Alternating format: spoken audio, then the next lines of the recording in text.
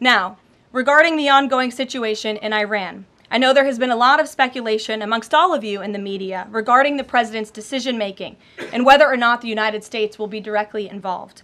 In light of that news, I have a message directly from the president, and I quote, "Based on the fact that there's a substantial chance of negotiations that may or may not take place with Iran in the near future, I will make my decision whether or not to go within the next 2 weeks." That's a quote directly from the president for all of you today. Trust in President Trump.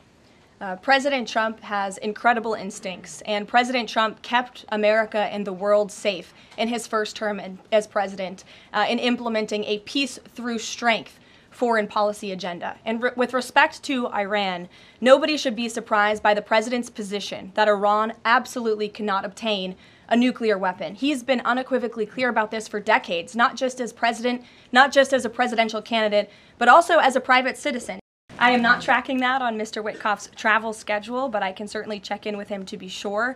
As for correspondence between the United States and the Iranians, I can confirm that correspondence has continued. As you know, we were engaged with 6 rounds of negotiations with them in both indirect and direct ways.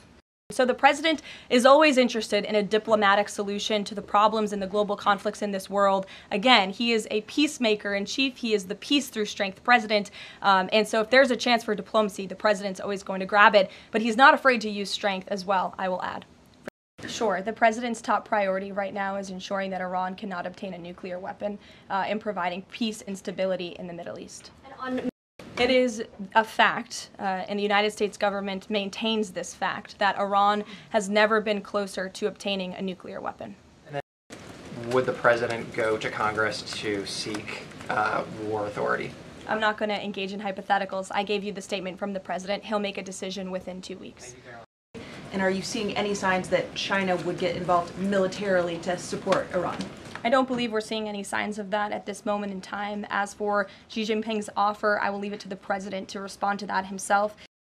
What I can share is that the IDF and Israel, I think, have exceeded a lot of people's expectations in their ability to really hinder Iran's nuclear facilities, but also they've taken out key people in the Iranian regime's leadership as well. So this is something, of course, we are monitoring and watching every day, and the president was just in an intelligence briefing. He continues to be briefed by his National Security Council, and he will throughout the duration of this war and conflict. And he also remains in constant communication with our Israeli counterparts, most notably Prime Minister Benjamin Netanyahu.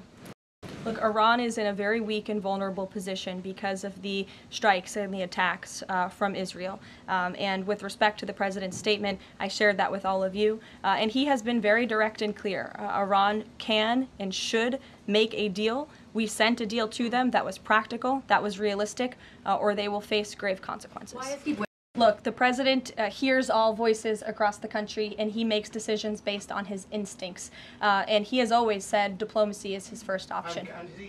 Iran has all that it needs to achieve a nuclear weapon. All they need is a decision from the supreme leader to do that. And it would take a couple of weeks to complete the production of that weapon, which would, of course, pose an existential threat, not just to Israel, but to the United States and to the entire world. And I'll see you later. Thank you.